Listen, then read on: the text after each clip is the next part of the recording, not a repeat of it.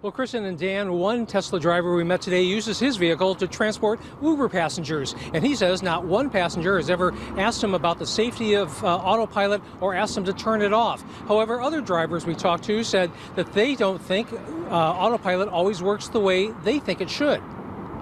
This charging station is just a couple of miles from the site of the fatal crash, and Tesla owners have been anxious to learn details of what went wrong. Janet LaRochelle got stuck in the backup on 101 that day. Leo Descharmes, in particular, has run into an issue with his autopilot, although with lane changes, not rapid acceleration. But I have two cases where it went left halfway, and it re-jerked itself back to the right, and I took control. So I had that happen 2 times. Jerry Silva says he has not run into autopilot problems. I have a lot of faith in these folks. They're pretty smart.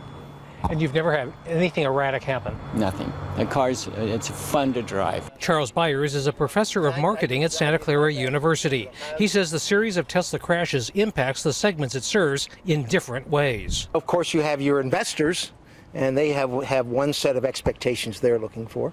You have the early adopters, and that's another set of expectations. There are the current customers, and that's another set of expectations. And there are people still deciding whether to buy a Tesla and trust its autopilot technology.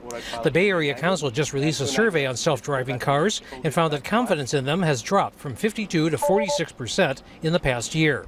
Software beta testing is common in Silicon Valley as early adopters help developers spot bugs. But in this case, autopilot puts lives on the line. Yeah, you got to take responsibility. It's in beta. It's not, I don't think we're ever get to the point where you're going to go to sleep in the back seat. Other companies working on self-driving technology will be watching this closely.